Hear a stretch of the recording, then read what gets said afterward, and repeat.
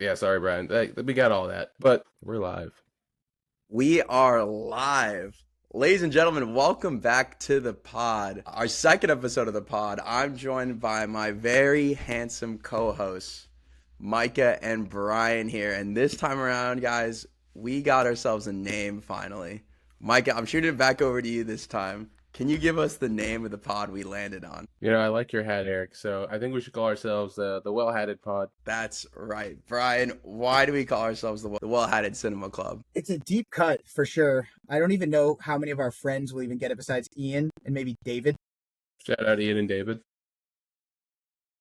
During COVID, we were doing a ton of movies. We watched Doctor Sleep. Great movie, by the way. We could do a whole pod on that one. And for some reason, all the bad guys in that movie are just rocking some sweet ass hats. And I think Ian was the one who made the joke. He'd be like, I don't know if I'd love to join the Well-Hatted Club. And I don't know why we thought that shit was so funny. And now we've decided every pod single one of the people in the gang has a hat. Yep, there was like a train conductor hat. There was the top hat, of course, like a fedora. Ton of good hats. But for us, we've kind of committed to the bit. So I guess every episode from here on out, we're going to be wearing a different hat in a different style. So buckle up, guys. We need to get a little more hats on our hands. But yeah, the Well-Hatted Club. The Well-Hatted Cinema Buckle Club. up till we actually get to do some shotting. I'll never financially recover. This is going to be brutal. It'll help us when Amazon after we start balding. I need something better. Brian first. Probably, honestly. At least we're self-aware. So I guess if we're rolling with this name, we're going to have to find a way to start putting out these episodes on different platforms, whether that's YouTube, podcasts for Apple, or I even saw that Spotify's doing like Spotify video for podcasts now. So we'll find a way to start putting these episodes out, or we'll just keep recording them and saving them just for us to listen to. I think step one is get three recorded ones under our belt, and then we'll go from there. We'll put it out. Wow, these are coming out fast. They're recording every day. The first 3 episodes are out. Maybe we'll release them on the Oscars. That could be a goal for us. We'll do the Amazon Prime method. We drop 3, get them hooked, then it's weekly. Boom. Then you gotta wait 3 years for the rest.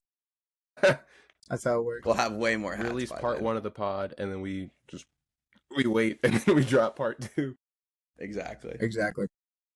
But this go around, following up our inaugural episode, we got a couple cool segments for you guys. We're going to cover down in current movie news segments, and that's going to include some awards, some Oscar nom roundups as well. Then we're going to jump into our movie of the week picked by our own Micah.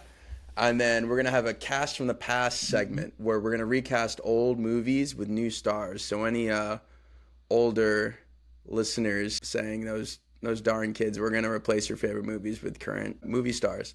And then we'll have our outro where Brian's going to pick our next movie for next episode. But we'll start this episode as we always do by going around the horn and talking about what we've been watching since the last episode. So I'll kick it over to you, Brian.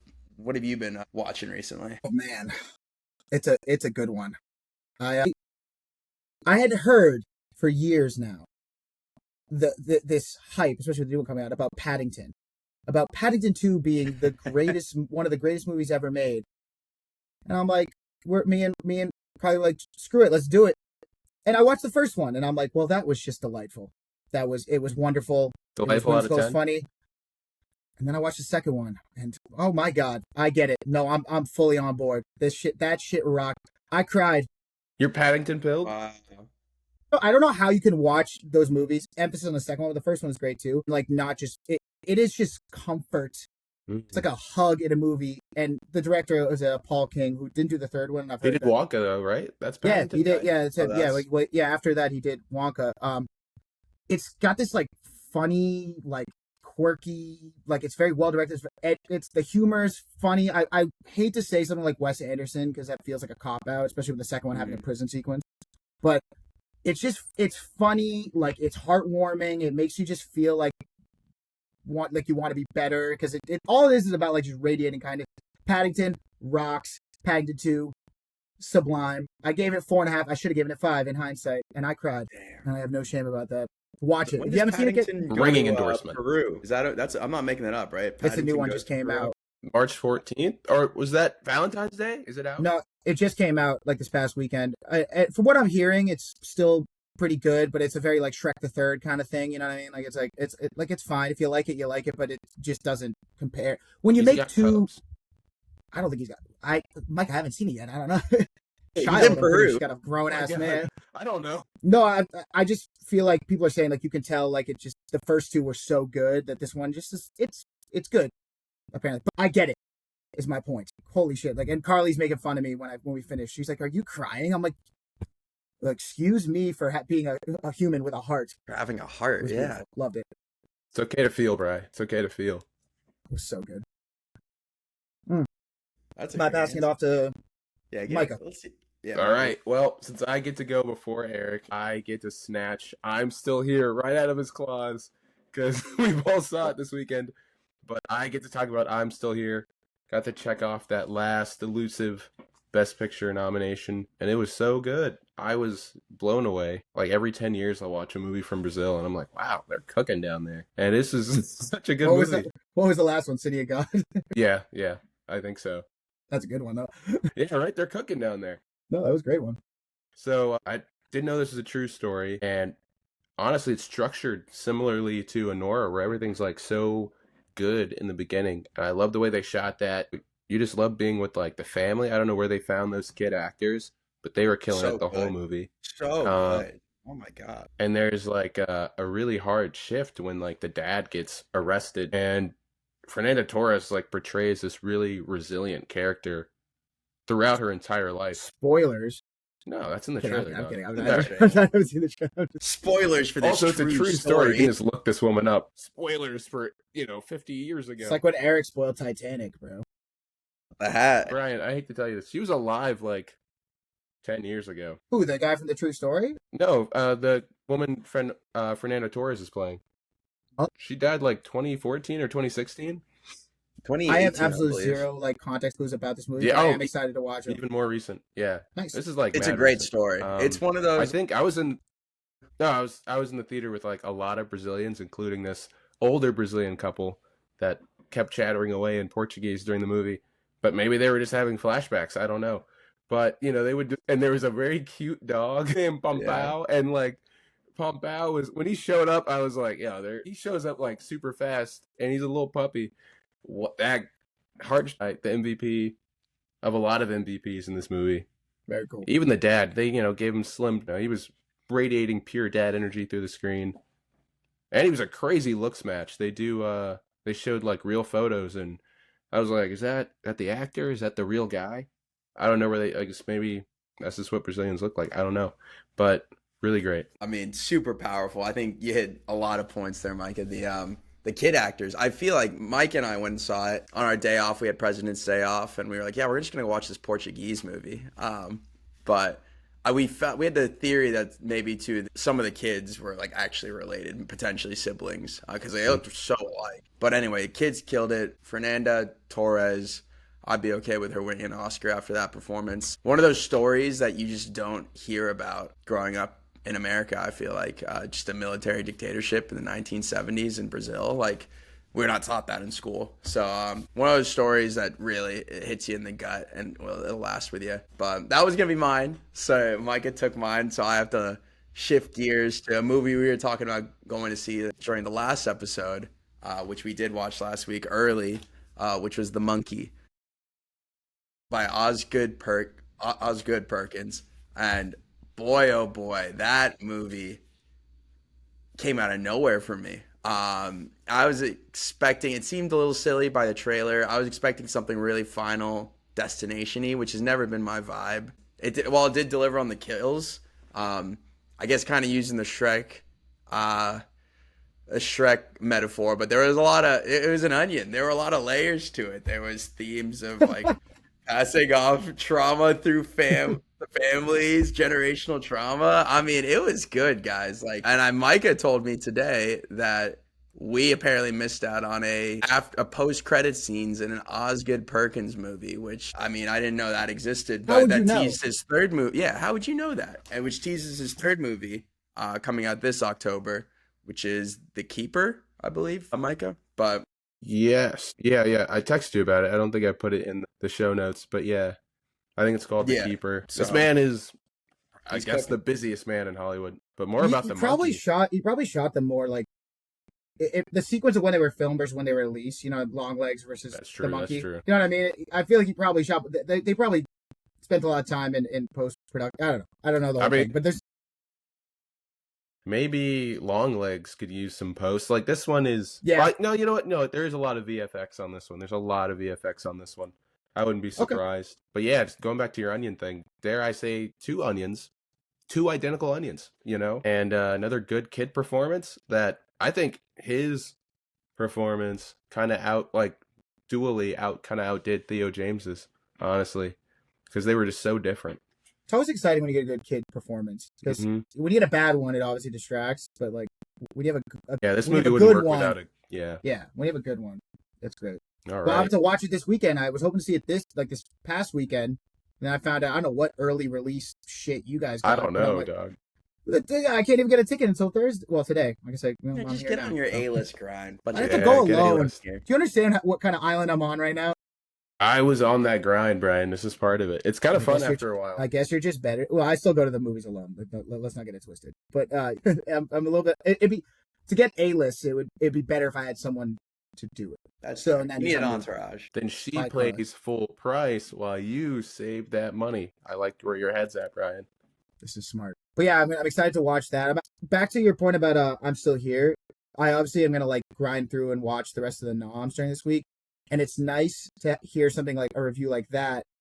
Whereas I feel like this year there were a lot of movies where you're like, I mean, it was good, but there's like a lot of those types, which makes you kind of be like, oh, good, 2.5 hours of like locking in by myself. Yeah. But with this one, you're actually like, no, you should watch it because you have Yeah. some years with Oscars where you're like, there's like 2019 or those years where you have so many bangers. Where sometimes you get these years where you're like, there's a lot of fluff in this one, and every single one of them's like 2.5 hours. Yeah, you're like, oof, and yeah, I don't want to disparage Coda, but yeah, one of those years. But I'm excited though. All right, what do we got next on the agenda, fellas? Yeah, so we're gonna get into our movie news segment, and we'll start that off by having Micah. Do you want to kick us off talking a little bit about the award season right now? We got approximately a week and a half. Oh yeah. The Oscars, and Yeah, that's right. So Oscar voting, I guess, closed last Friday officially, or sometime something like that recently. Yeah, I think we had it. I think I said last week or something that it was, or last episode that it was closing then, but it's more recent, which kind of makes me think like we just caught I'm Still Here, and coming out of the theater, if someone was like, "Hey man, like submit that ballot," I'd be like, "I'm still here for this. I'm still here for that." right. So I wonder, a lot of procrastinators out there. Well, there's a lot. Isn't that what they said about Challenger stuff, with like the recency bias about the Oscars? I think that's what it was. Yeah, maybe. Like if your shit came out too early, they're like, Dune. better have made a big splash. Yeah. Dune. Luckily, Oppenheimer but that one was too big to fail at that point. Mm-hmm. So. Yeah, I've been hearing about Oppenheimer before. Yeah, and it was kind of the same thing with like Everything Everywhere All at Once coming out in March, but it just punched everyone in the mouth. Yeah, that one had a lot going for it. But last weekend with the BAFTAs, some big wins. An adapted screenplay, they gave it to Conclave, which isn't all that surprising. European film, European award show, yeah. Animated, also Wallace and Gromit. Best film went to Conclave, not surprising.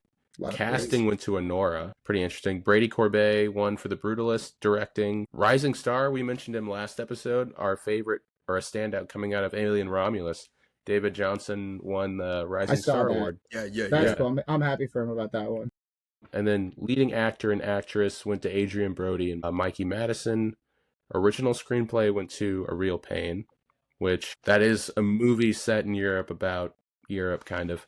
So maybe that's what that was. And then supporting actor went to Kieran Culkin, supporting actress Zoe Saldana. And then they also had the WGA's, the Writers Guild of America Awards, and then Nickel Boys and Anora were the two movies that walked away with adapted and original screenplay. So that's pretty cool. I am shocked about Anora with casting. Yeah. I don't know. I guess not that's like a bad thing. I'm just kind of like, it's kind of a small cast. I don't really see what we're. I don't And the know. best parts like don't really get introduced till the second half of the movie. It feels like. Right, I was gonna say, I was like, the first half of the movie, it's a whole lot of nobody. It's it's Mikey and the guy, I can't remember the kid's name. There's that But girl it's- from it's- Twitter. She's Yeah, annoying. yeah. But yeah, no. Listen, good for them. Definitely give. I mean, you try to like use that to paint a picture of like what's gonna happen next with the Oscars, but there's really no way to do it. So I guess Yeah, we'll I see. Yeah, So tough. since the critics' choice going into the BAFTAs, the common denominators is what? Conclave won Best Picture for both those. Is that correct? Or did Nora Going win? into what? Coming out of the Last critics' weekend? choice into BAFTA. That was all Honora, I think. Or don't make me look that up. You didn't tell me we were gonna be looking Yeah, that up. yeah, no, that's fine. That's fine. But is that the real like through line the whole season is Kieran Culkin and Zoe Saldana just I've seen Kieran Cole. I feel like Kieran sweeping Cole. up. Get the brooms out. Get the brooms out. I Yeah. just wonder. I wonder if they'll do it for the. I don't know. Kieran Culkin, sure. I'm saying like I just wonder with Amelia Perez the back. I don't know. But again, doesn't seem to stop it. Yeah. Also, I you think kind they of feel talked about it. Like, I feel like the voters who liked Emilia Perez, they're all going to lock in Zoe, especially with That's everything fine. going on with the That won't with the bother main me too if like actress. Zoe. Yeah. Yeah, if Zoe wins, right, but it doesn't win. Oh shit, it doesn't win Best Picture. I can live with that, even though I haven't seen the movie. That's going to be last on my list of the ones I need to watch still. I also think the other nominees are just kind of on their own a little weaker.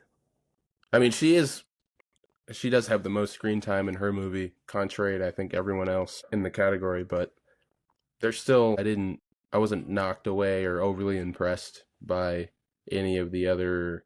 I mean, Isabella Rossellini does stick out, but they gave her a pretty pivotal role, if not a large role. But Yeah. we'll And see. then Felicity Jones is only in half the movie, but that half of a movie is almost 2 hours. And then you bring So, up the whole like Ariana Grande argument where it's like Oh, I obviously forgot about Ariana Grande. obviously she's a fantastic singer. But we talked about this last week where it's like I feel like both her and again I like them both. Ariana Grande I thought was very funny and wicked, and it's like but both their performances, the reason you remember them is because of the singing, which makes you kind of be like, yeah, but that's not really what we're rating this on, and I don't know. Like I guess you could, but like you know what I mean? Like that's not what we're talking about here. I thought she kind of got to tap into like the old Victoria's cat, like airhead type energy. And I that get the was fun. nominee. I get the nominee, and I thought she was great in the movie. Like I don't want that to take away from her performance. I Wow, thought she was Brian hilarious. hates Wicked.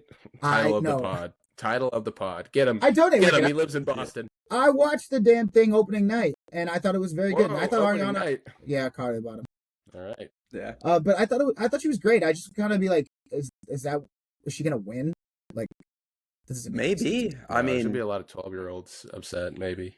yeah. They don't I mean, give we're a going fuck to hear about a the lot Oscars. about They're it. pretending to. Well, they do now that she's in They it. do now. They Yeah, I now guess so. that They do they've- now. Yeah. Yeah. But it's almost the same thing because I feel like it's not the same thing as Emilia Perez. But do we see Wicked walking out of the Oscars with like no Oscar wins, considering I the think amount of like nominations they have? production. Yeah, Maybe a They'll get cost- Barbied. They'll win a couple. Like below the line. get Barbied. That's a good way Yeah, of but putting like it. my thing is like I think about Wicked with a lot of the like I think we talked about it. I remember it was last time or the time before where I saw the behind the scenes and I could see it on sort of on screen where like I could tell they put a lot of effort into like these practical sets and costumes and all these crazy things, and yet they shot it, which is why I'm glad John what's his face didn't get it. Yeah. M. Chu didn't get nom because like they shot it in a way where like the dancing through life sequence in the library like could have fooled me that was a giant practical wheel because I couldn't see it Yeah. half the damn time. You know what I mean? It's that kind of shit. Yeah. Where it's like, whereas like Barbie, I could tell. I was like, no, they're honest. Like I don't. It's just different. I Yeah, don't know. You know what I- other I- movie musical they did that for? Cats. They built humongous buildings to make them cat scale. Mhm. Gave them like the cat outfits, and then last minute they're like, That's "We CGI them. CGI over this." I mean, the movie already wasn't all that good, Yeah. but then it looked like that. That's terrible. Yeah, it's just like Wicked. The Wicked movie for me, like, put me onto music that I didn't know before. Like, I'll Defying Gravity. That shit slaps. I'm not really itching to watch the movie again, especially because it's 3 fucking hours. You know, like I don't know. it is a long. I'll watch the second one when it comes out. But yeah, Which anyway, is crazy that it's 3 hours long, because I think you could go to New York and see the whole thing start to finish in less time.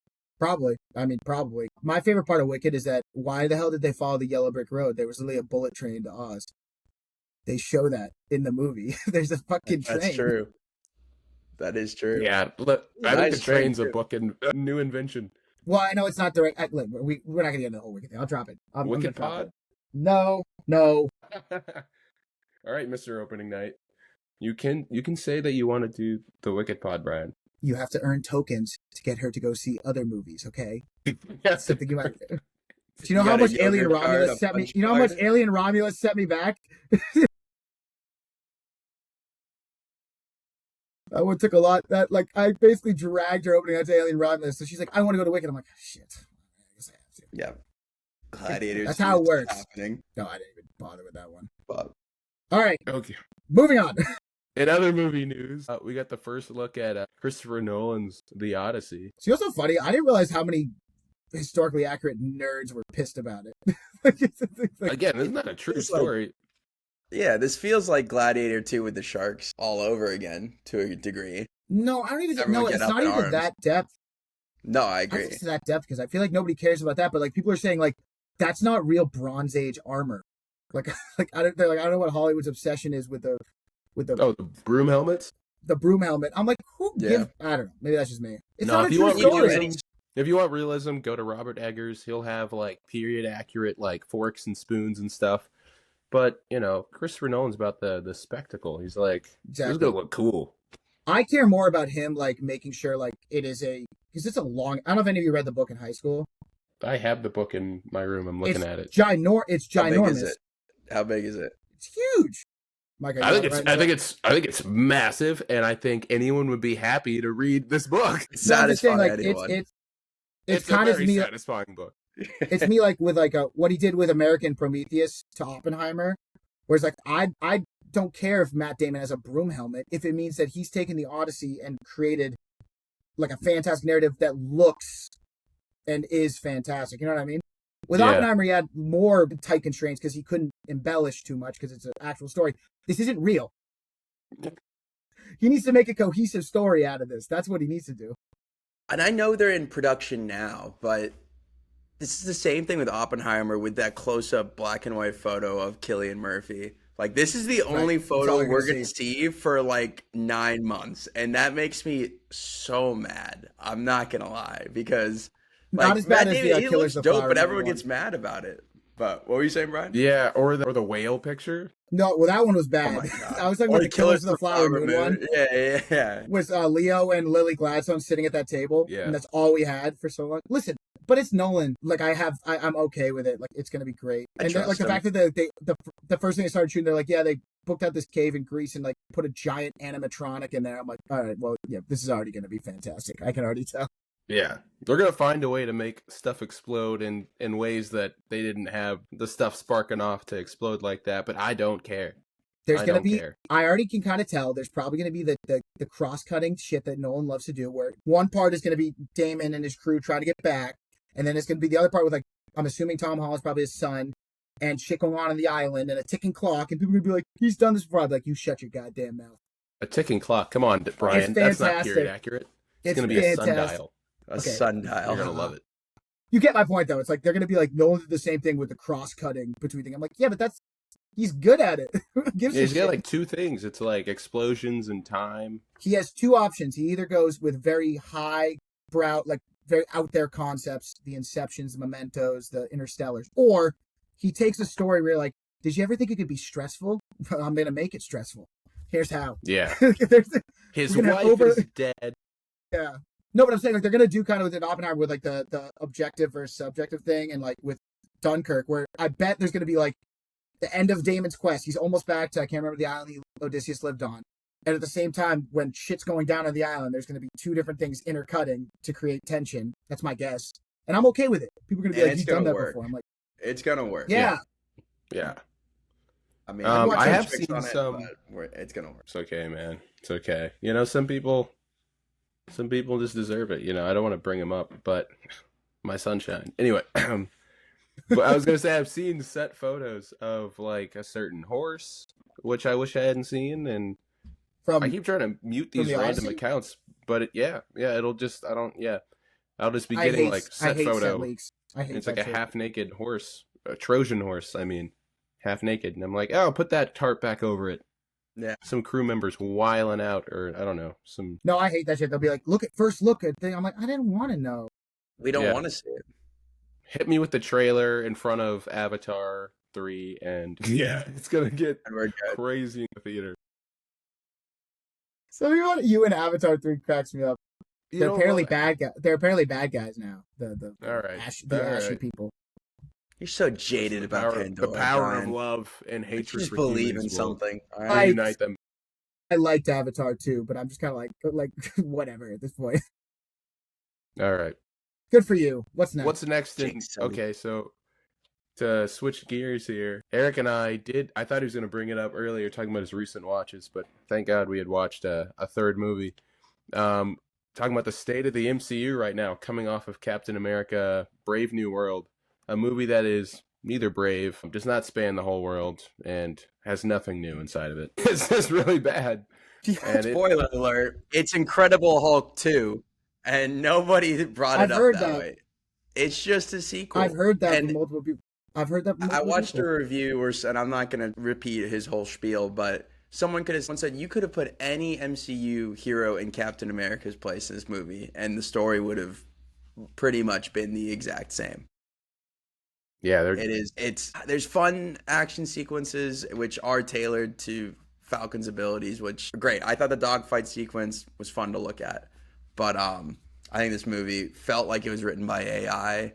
I think they didn't believe in it at all, so they completely ruined the twist and market that the fact that Harrison Ford, who I think did a good job in his role, I didn't think he'd actually be going for it, but that was definitely supposed to be a twist.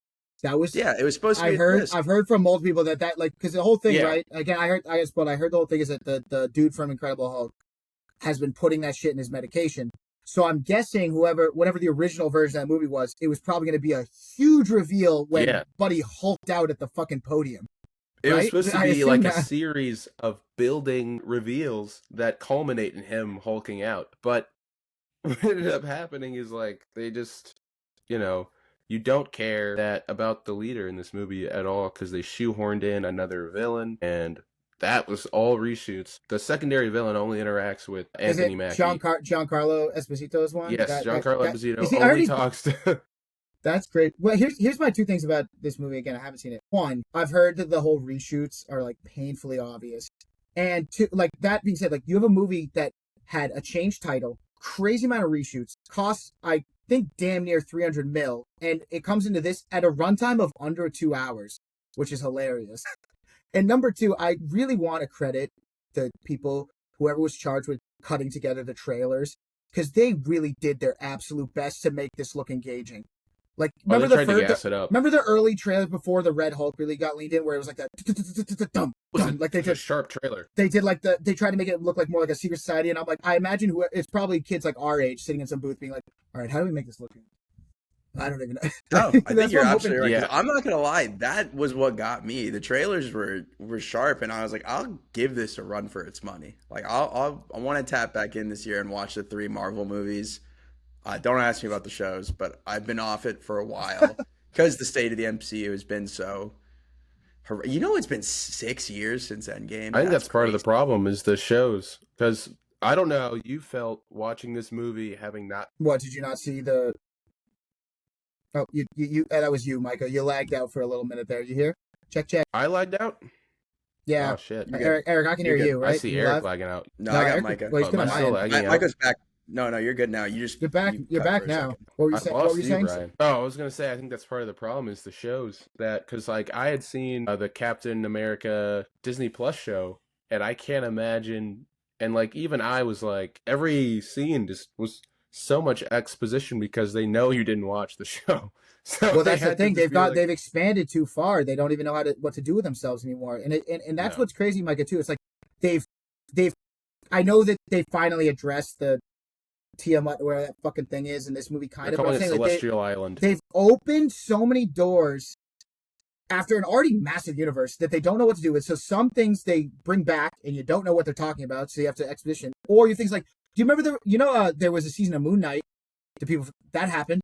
They left off on a cliffhanger. That's just not a thing anymore. The Blade movie, I think, will never come out. Like, and now they're trying to. Do you know that they're going to start shooting Secret Wars like this summer and it's supposed to come out like next year, this shit's gonna be ass. Like they have completely fucked up. If I was them, I'd literally take whatever Thunderbolt's already coming. That looks cool, I guess. Fine. But I would say take the opportunity for Fantastic Four and just be like hard reset. Like just literally hard reset. I genuinely everything. think that's what they're gonna try and do. Like I think this whole multiverse saga they're not going is to just though. They already building towards. revealed RDJ as Doom. Well, that's what. Though. No, I agree with you, but I'm saying like after these two Avengers movies, I think it's gonna end up with like their multiverse saga, which is just too many things going on. To your point, this web, I think they're just gonna nix it and they're gonna figure out what's next because they haven't revealed anything after those movies. So listen, like I mean, I'm not saying there wasn't anything worthwhile post Endgame because there was some, but I'm just saying like I just feel like when Feige and them thought of this concept fucking 15, 18, however long ago that was, 2008, everyone thought that he was nuts. And he ended up proving that he wasn't, and they did a great job. But what ends up happening is you have to have, hey, right here, this is where it ends, right here. Whether that was Endgame or I don't care when it was, but you have to end it. Right now, you've expanded so far that you can't keep up, and I think they thought they could fail, and now they just cut. Nobody gives a shit anymore. My policy with Marvel now is that if a movie comes out and people are like Guardians 3, someone's like, you should see that. I was like, all right, I'll go see it. And you know what I mean? I don't care anymore. I don't give a shit. Yeah, I think the main problem is like the expansion because like the Infinity, all the stuff that ended with Endgame, that was so linear, linear. They were maybe in different places, all that stuff. They still ran into some issues, but things you were willing to overlook. Yeah, the trade was moving, even if you hit a couple of bumps or whatever. This is like, yeah, it's more of a web than a line, and there's all kind of stuff getting caught in it, and you got the audience running around. It's crazy. No one laughed in our showing, and usually even someone had a good time in Joker Full Ado, and I don't fully ado. I'm sorry, and no one laughed. I like Full Ado better. Pee pee poo. I just think you're getting to the point where like even they're confusing, things are bloated. These movies are definitely like some type of laundering scheme because you watch movies like Dune that cost less. It look like where's this money going? That's a whole. It's a lack of vision. If you have to reshoot and re-VFX 100 times. I think Drew Gooden, when you talked about Star Wars, like made the good point. The difference between like a good Marvel movie, like even like something like Guardians 3 that came out more recently, versus a bad one, and what his comparison with Star Wars, it's different if you're like, we have a story to tell. How do we integrate this into the universe? Versus, we have a character we need to fucking go on. Oh, we'll figure it out as we go. You know what I mean? They're basically like they're making these movies surrounded around the character and not doing anything. And I'm not saying there wasn't anything cool. Like you could tell, like with Moon Knight, at least for the first half, like or WandaVision, even. You know what I mean? They tried. There was some effort in there for a little bit, but like they just it's gone. It's dead. I'm calling time of death. You heard it. I think it's even worse than your character point. I think this movie especially felt like a laundry list of like, all right, we need to address this. We got to fix this. We need to address this thing, fix this thing. I mean, they were calling back to Incredible a movie Hulk? they're calling back to a movie that is older than half the audience. It's a movie that everyone should like kind of like half forgets. Like they basically like are like, yeah, we know it's part of the MCU, but it was like RDJ, or like, you know what I mean? Tony Stark's in the after credit scene. Ed Norton is now Mark Ruffalo. General Ross is whoever played him. He's not even the same actor anymore. No, like it's it's done. I mean, people have died. Literally. Oh my god, people are dead. This is the worst part about this generation now is that we get this thing where people are like, honestly, Incredible Hulk with Ed Norton. Not. I'm like, shut up. You didn't like it. You didn't like that movie. You like it. You weren't there. You weren't in the trenches. You didn't have to. I'm saying it's not worse than like it's worse than anything that's coming out now. But I'm just saying like people are now being like, remember OG Thor? I'm like, don't sit here and pretend like that was the. I don't hate that movie either. I'm just saying. I was gonna say, I know you like that movie too. That's not my point. I still like a lot of those OG. I'm just saying people are looking back at movies that we were there when they were hated. And I'm not saying you can't grow on things, but I'm saying like they're being like they just don't make movies like we're not that far off. People be like they just don't make them like Thor: The Dark World anymore. We're not that far off. Micah. Hey man, every time I've gone back to Thor: The Dark World, I've been like, wow, this is better than I remember. It probably is, Micah. That's the thing. It probably a is. lot of stuff goes down. His mom gets murdered. You know what's one that's getting retrospect, like change in grade? Not that far off. Like Eternals? 10 years. Yes. I was there first. I like I that was movie. there first. I like that movie. First Yeah, off, and good movie. everyone was like, "Yes, and yeah, was it bloated? Did it need more? Not bloated. Did it need more runtime? It was a little too packed in. Sure. Was it perfect? No, but like I thought it looked great. I was intrigued by the characters, and then everyone hated it. Yeah, well, because they were. It was a little. They tried to course correct with Khalil Nanjiani, which I really did not like. Him Yeah. and his sidekick. So I saw a tweet that cracked me. Angelina Jolie's story made nothing. It was nothing going on there They either. literally cut all of the Bill Skarsgård bit when he Yeah. was the super whatever they were called. I don't Oh remember what yeah, they were that called. thing. But somebody, you would have got a kick out. There was a tweet where someone was like, "What is it with Marvel movies that start off intriguing and then like end with a big CGI fight against a monster?" And they put like the kaiju fight from Moon Knight, all the different examples, but they put Shang-Chi. the Bill Skarsgård one from Eternals, and it was like, "You haven't seen Eternals, have you?" They literally don't fight him. Yeah, yeah. No, I No, think that's a that good movie could have been good. I think if they let it, I don't know, understand. Our point being is that like it's just a mess.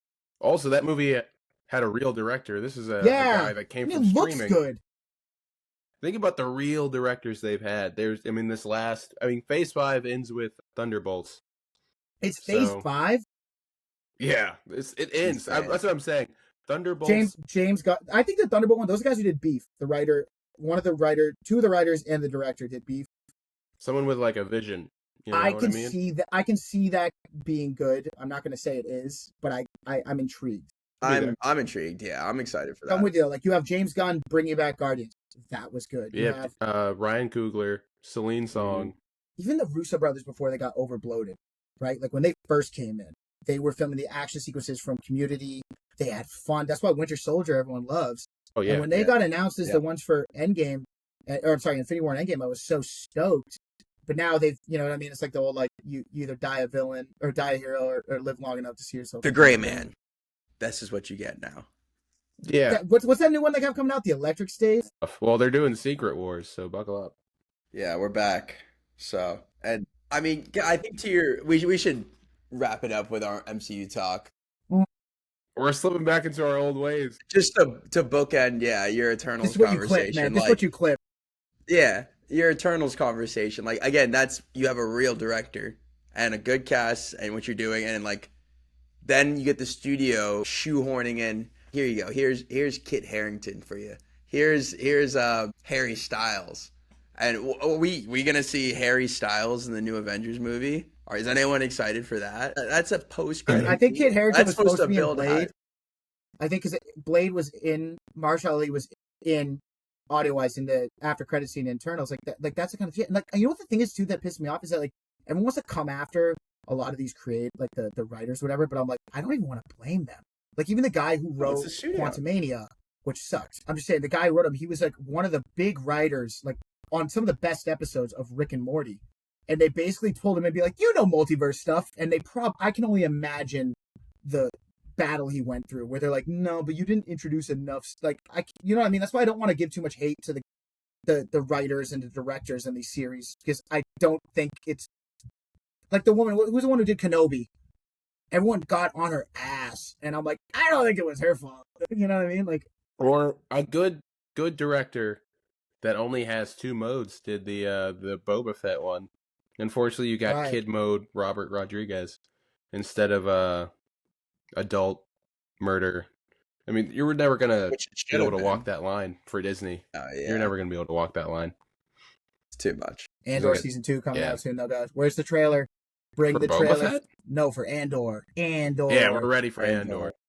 Give us Andor. 2 months and we haven't seen a trailer, and we'll probably never see any more. And I think that's a good thing. Just give it to us. They don't Hell of believe a in the show, transition, even though Brian. it's. I'm just trying to say about like No, it's one of. wait. Sorry, what were you saying? No. I was just saying that it's an example. The reason why I brought up where it's like people go like everything from streaming, you know, Disney, Star Wars, Disney, Marvel sucks. I'm like, no. They're capable. Like they made a show like Andor in the midst of all that shit, but they just don't want to. They think it like they hate Andor. Disney hates Andor, even though my argument is the best thing Star Wars has ever made. And when you make and if a writer was like, I have a great Marvel project, they're like, yeah, it's not gonna happen, buddy. Fucking pack it up. Ain't gonna fly. Andor's expensive, and not a lot of people watched it at first. Did you say practical effects? You can pack it up, dickhead. That's not happening. But speaking of Andor, we got some Dune 4 news. potential director Gareth Edwards. How do we feel? Yeah. I'll just hop in. I like Denis doing a trilogy. I thought that made sense with Dune and Messiah being written as sort of a, hey, for the book at least, people didn't get Dune at first. Here's us explaining why Paul is actually like a tragic hero, not a, or Right.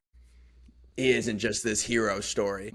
So going all the way to 4 is a step. I haven't read that far in the books, so I'll save I haven't save either. judgment. But I just hear it goes down, it declines. It gets weirder and weirder. I like Denis. I thought his trilogy would be great. I get worried, and I like Gareth. I like Gareth Edwards getting attached, but this is where they could start pumping it for money, and that's when we lose Denis' vision.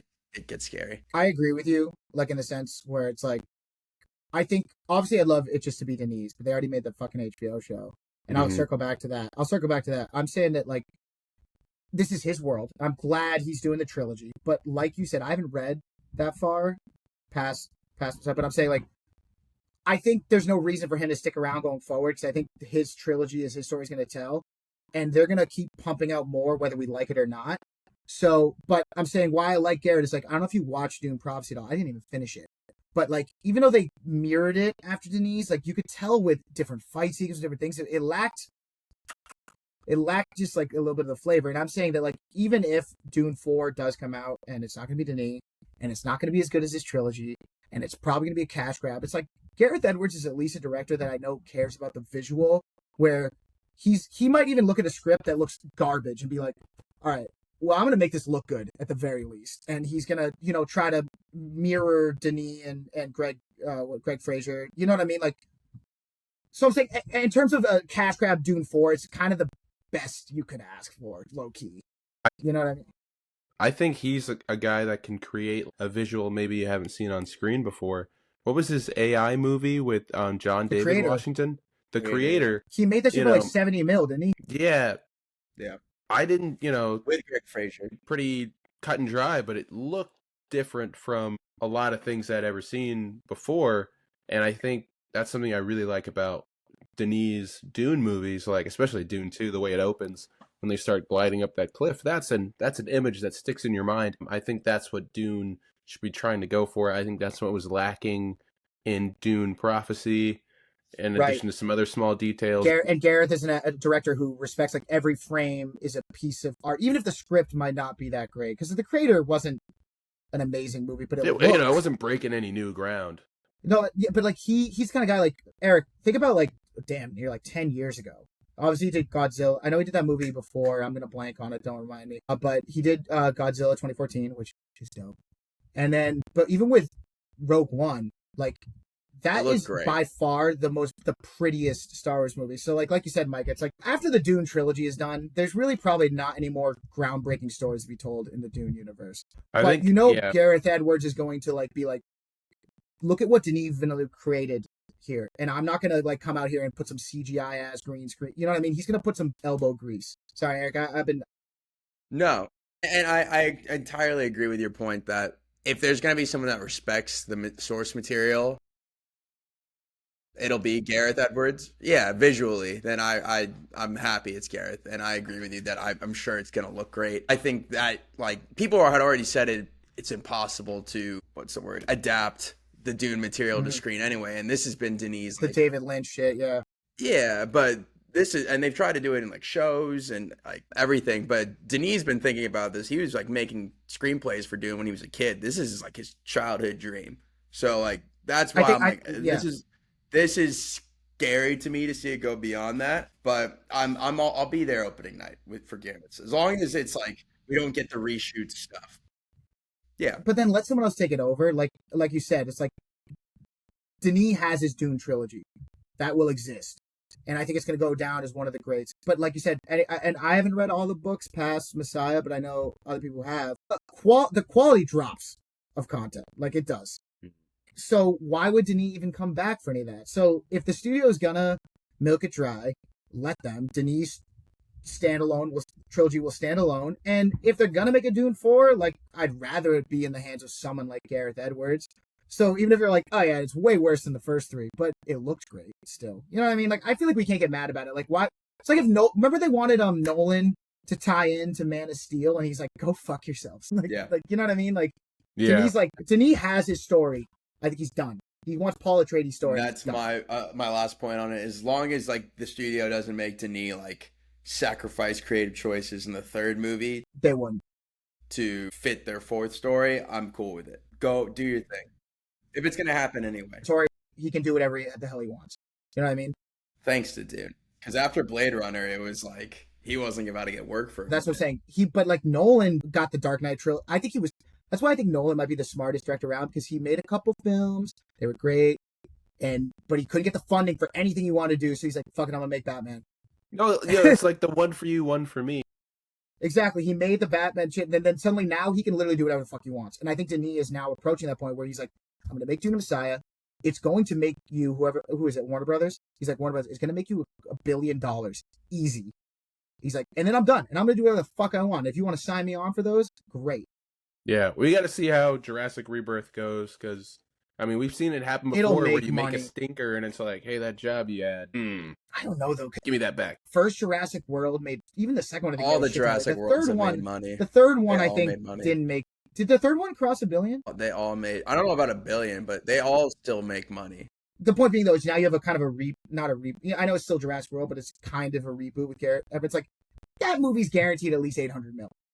Like it's kind of a safe bet from the studio, unless it's horrible, which I don't think it would be. Damn, we literally did what we said we wouldn't do. We got roped into this movie news. We should condense our shit next time. Right, well, speaking of condensed, what's not going to be condensed is Greta Gerwig's Narnia films. 8 of them. Are there? Wait, I'm sorry. Are they theaters ones, or are they going to be in IMAX?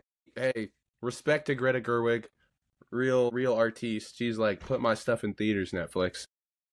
Wait, are there Because even she can't go to Netflix jail. Narnia That's books? terrible. Yeah, yeah. Which is exciting. We're gonna see someone get stabbed through by a unicorn. 1, 2, 3, 4, 5, 6. I have 7. What about the last? You got The Magician's Nephew. Yeah, I ripped the cover. What did you do to that? But I'm book? saying this book is like 20 years old, man. My parents got it from in elementary school. No, you have The Magician's Nephew, Lion, Witch, and Wardrobe, Horse and His Boy, Caspian. Are we counting? Hold on. Voyage of What are Dawn you at? Treader. He's It's on 4, 7 he's on things, 5. Mike. I'm looking at it. There's 7. I don't know. Magician's how to count. Nephew, Lion, the Witch, and the Wardrobe, Horse and His Boy, Prince Caspian. That's 4 for those counting along. Voyage of Dawn Treader, Silver Chair, and The Last Battle. Which means even if they redo ones that have already been done, it's 7. You could probably split The Last Battle into 2. I mean, I'm telling you, you've read them. They get weird. This is hard. The first book is hard. It's personally, I don't think she should touch Caspian or Lion, the Witch, Wardrobe. Who's that guy? Andrew. I'm gonna blank on the director. Oh, he's in the T-Mobile commercials now. Prince Caspian. I'm talking about not the actor, dickhead. I'm talking about the director. Whoever directed the first 2. I don't give a shit about Don. Eric. I feel like you and I are the only ones who know. I always say that. Like I was talking Prince about Caspian. I love the Lion, the Witch, and Wardrobe. I'm like, yo, Prince Caspian goated. Prince Caspian better than Lion, Witch, and the Wardrobe. You heard it here first. Score goated. It's a Crack great. in our community. Crack in your community, Brian. All What? right? Pipe down. That's crack, and you're smoking. What are you talking about? Better than The Lion, the Witch, and the Wardrobe? Prince It's Caspian a personal is better. opinion. The Prince Lion, Caspian is the Lion, better. Witch, and Wardrobe is great. Is But what? I like Prince Caspian. It's fantastic. It's great. I'm not shitting on the first one. I'm just saying Prince Caspian is fucking goated. I can give a shit about the Dawn. Greg Gerwig can remake the Dawn Treader. Don't give a shit. Yeah, Bring back I the forgot fucking that one even got the made. Pepsi kids. They better I be don't- quick with these. They better be quick. They can't Stranger Things this. You know. I was gonna say, I genuinely Wait, think she's making 8. I thought she was making like 2. I think Why is they're she gonna. making 8? She's gonna No. start. I think she's gonna start with The Lion, the Witch, and the Wardrobe, and then she might go back to the whatever the first book is, which is like The Magician's Nephew. Because starting Doesn't with have. God. No, I'm just saying. I think that one's just like I've read that book. It's so far out there that starting with that is like crazy. I think. See, But- I disagree, Eric. I think it's in her best interest not to start with one that's already been made. Besides Dawn Treader, which how would you even do that anyway? I'm saying like if she comes out with a Narnia book that hasn't been adapted yet, that's her own creation. If she comes out with Lion, the Witch, and the Wardrobe, even if I'll watch it like completely like ready, like open minded, and even it doesn't matter if hers is better or not. People will compare it to the very popular first one. So I think she's gonna have to put I don't know what she's gonna do, but she should do one that's not that first. and Well, I Beatrice mean, yeah, Caspian. I mean, they're she would all have they're to do all. the first one then. I will. What is it? The Eliza Witch's Magician's Wardrobe is the most cinematic one. That's the right. But no, yeah, like it's him wandering around a world Yeah. full of like fountain pools or something, and he's like, "What's in this pool?" The Horse and His Boy is like 120 pages. Yeah. And I guess if she's got the contract for all 8, like she's gonna make them, then go chronologically. But I'm saying if like she has to Yeah. make one first and get people hooked, it probably makes sense to do Oh, Lion the Witch and the didn't Wardrobe. C.S. Lewis do like a foreword or like an afterthought or something? Are they adapting that? Which one? I don't know. This is crazy for her to be doing 8. Are they filming them all at the same time? How are they? Are they okay? Does Noah gamble? It feels like Like, she's what's fucking happening? like doing something. I feel like there's something we don't know. Because I can see Gerwig being like, I have a Narnia movie, maybe even a couple that she's like, I want to make. But if they say she's gonna make 8, I feel like she pushed to have a theatrical release. She's like, Netflix like, no, we're not gonna do that. She's like, get the fuck out of here. So I feel like there might be somewhere where they're like, oh, we signed her up for 8, and she's gonna be like, yeah, about that. And that's not gonna be 8. I'm sorry, you couldn't ask any director to do 8 movies in a row that are worthwhile. And that's gonna be the next decade of her life, pretty much, if that's what she's doing. Decade at best. You know the At best, speed yeah. Netflix works.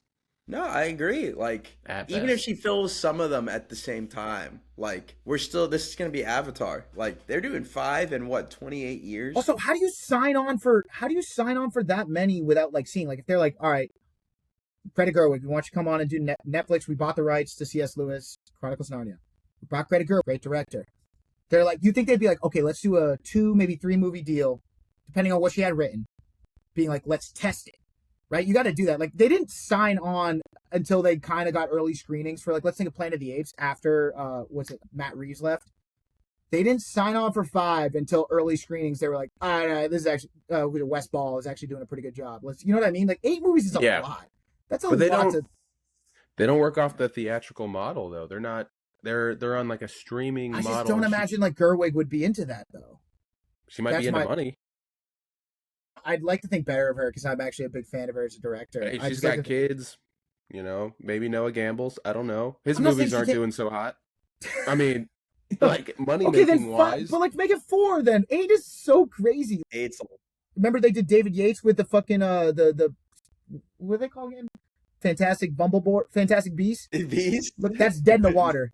She's not that Yeah, conversation. Come on. No, She's better than I'm that. saying she is better than that. That's what I'm saying. Why I feel like a director of that caliber who pushed for a theatrical release of her movie would not be like, oh yeah, I'll sign up for 8. I don't know what the fuck I'm gonna make, but I'll sign up for 8. She's probably being like, is it official she signed on, or is it what Netflix wants to do? What if this is her Dune? What if she's like, I've been dreaming about this 3, since I was 4. She's like, listen, I need to put some hair on Timmy's legs, and I need to freeze Saoirse Ronan. If she said, Micah, I hear you though, but that'd be different if like Netflix was like, hey Greta, we want you to make a Narnia movie because we just bought the rights to it. And then she took some time and like wrote it down. And then she comes back and goes like, I have something here, but I can't do 1 movie. I need 3. And then they have to rework the contract. Not 8. You know what I mean? Like that's my point, right? We'll see. Yeah, I mean, hey. Also, I'm sorry, we've been talking for an hour now. I have to circling. piss so fucking bad. Should we do an intermission? Yeah, I feel like we can do. Why don't we? Ruthless intermission. Yeah, pee as fast as you can. I'm not going to stop it because that would be 2 different That's fine. tracks. That's fine. Just go. Run, yeah, Brian. all right, damn. Okay, all right. Take the Leave mic your with mic you. on. You guys, Yeah. I'll Take keep the my mic mic on with so you you. can hear me. Damn, bro, you That's pissed just loud for the- as fuck. Just for the listeners who paid. While I'm gone, think about ASMR what with we the- should move into next. Bye-bye. Okay. Mike, I saw you skip the James Sounds like Bond news. Because we No, could I even... just- The transition worked just for that, but we can Yeah. talk about James if you want. I mean, What is the I Will think that's Smith stuff? So he confirmed today 2 2000s movies that they're doing sequels to. One is Hancock 2, when he wants to bring Zendaya in, and the other one is I Am Legend 2, where they're bringing in Michael B. Jordan. Oh yeah, I had heard about I Am Legend too, so that's happening. He said today that he's been in talk, like him and Michael B. Jordan are in talks right now about how they're gonna, I guess, format. I the script, assume which makes both of those actors would just be his children for some reason. well Zendaya. Oh yeah, for each of those stories. Yeah, Yeah. I guess. which I'm tired of. All right, I'm back. What are we doing next? Oh, sorry. We're talking about Will Smith. What? Yeah, we're talking about Will Right. Smith. Today he confirmed Will Smith. 2 follow-ups to movies that he's been linked to. They're sequels. One of them is Hancock 2. Boo. They're doing a sequel, and he's apparently been trying to offer Zendaya a role in that. And the second one is I Am Legend 2, which apparently this is already confirmed that Michael B. Jordan will be in that movie. And to that point, I think they're rolling with the I Am Legend like alternate ending from the Where he lives. DVD where he lives. I have a point to actually go off of that. So first off, Hancock 2, bury that. I don't know what that is. Like, fuck that. Bury it. They're doing it. Why? I Am Legend. So I actually have been reading. Where is it? It's right here.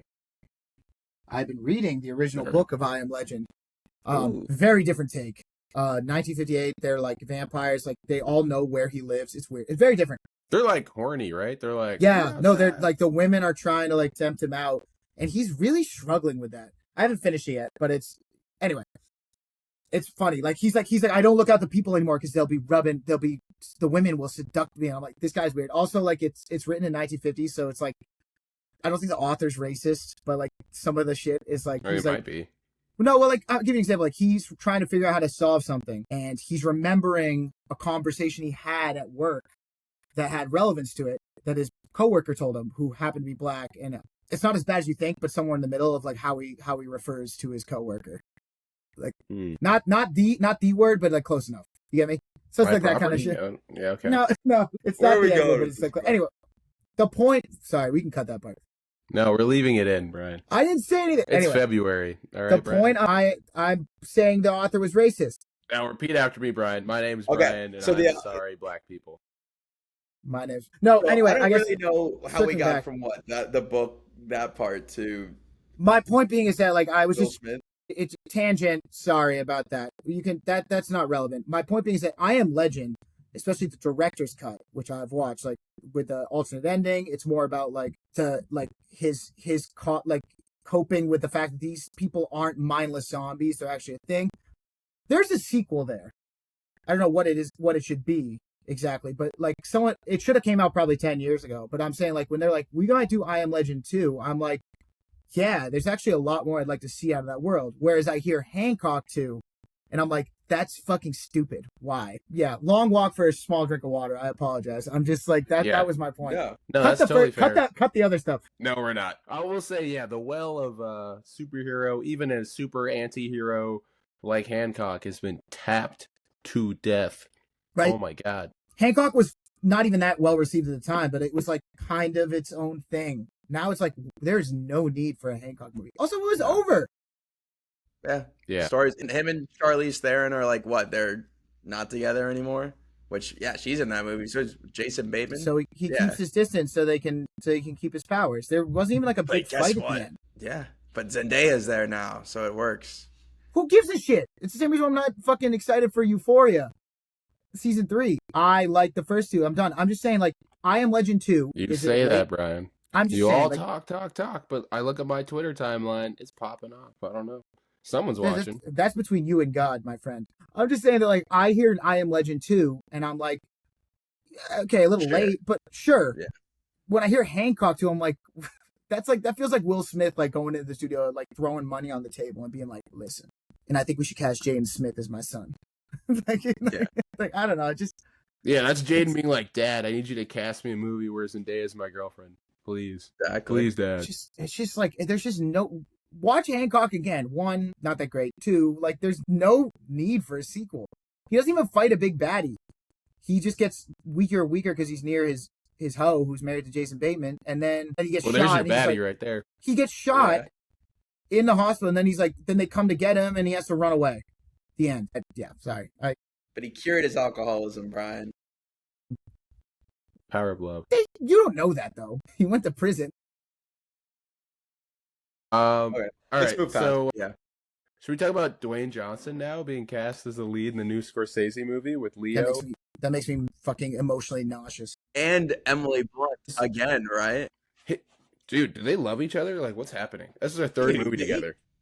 This Fourth, is gonna if be you their count. fourth. I Yeah. need Scorsese to get on microphone and be like, I wanted Dwayne Johnson's movie. And if he does that, I'll let it go. But if I want to be. Please, Dwayne. I want to be. Yeah. I want to cast Dwayne. Leave Did Francesca you alone, guys see Dwayne. that tweet? It was the picture of like was it John Hamm and Madman in the theater smoking a cigarette, and it was like Martin Scorsese in the theater watching Red One. Like, wow. Oh my gosh. like there are examples where like you cast someone like on a smaller scale, like I think of the Nolan ones, like when Harry Styles was announced in Dunkirk, small role, I thought he did fine for what it was. When Heath Ledger got announced for The Dark Knight, you know what I mean? Or like Batista obviously proved that he was a good actor, but like something about Dwayne from what he's done in the past makes me be like, okay, I need to hear from Scorsese that he's like actually had a role that I think he'd be really good for, versus like the studio being like, you got to put is it in the jungle? Dwayne So Johnson two got to be things. there. So two things. I think he's got this. His most serious movie to date is that UFC fighter biopic he's doing. That's that. Is I that think out it's. yet? I think it's in post production. I think they already filmed it. Which Safdie brother is it? Mm-hmm. Benny. That's a great point, right? So So maybe maybe that's Scorsese really saw, yeah, maybe Scorsese saw some of that and was like, Yeah. sure. And then the second thing, this movie does take place like in Hawaii. Yeah. The role apparently is a Hawaiian crime boss role. And also to your point, Micah, that Safdie brother movie, Benny with The Rock, also has Emily Blunt. So I like that theory because it just clearly means he saw Emily Blunt and The Rock and was like, sure. Mike, I also kind of hear what you're saying now because like it's also Scorsese, where even if it's his worst movie to date, what kind of products he puts out. Where it's not going to be Dwayne. High. It's not going to be like Dwayne being like, guess we have to get to work and like ripping his sleeves off. Like whatever role he cast him in, it must. I want him to hit one of these. Must be, you know what I mean? Like whatever he cast him in must make sense somehow. But like it is funny too. Like again, like you got to all put it in perspective, like about like acting being good and bad. Because you know what's so funny? Whereas this is a random story that I'm going to bring up here. Remember Shutter Island? Obviously, my dad, who watched it, had a problem with the movie because he didn't understand what the movie was. Because like he picked up on a subtle hint that Scorsese was putting out, but missed the landing spot. Where he goes, Mark Ruffalo was a terrible actor in that movie. And I'm like, yeah, because he was faking it the whole fucking time. You know what I mean? That shit, I thought that was so funny. And my point is like, I guess like I'm saying, like, I think Dwayne The Rock Johnson is the worst of the wrestling actors, but like, it's Scorsese. Obviously, whatever role he has him in, it's not like he cast him as leading man. If Leo's in the fucking movie, he obviously knows how to work with. He got Mark Wahlberg a fucking Academy Award nominee. You know what I mean? Yeah, so, yeah. I mean, yeah. We trust him.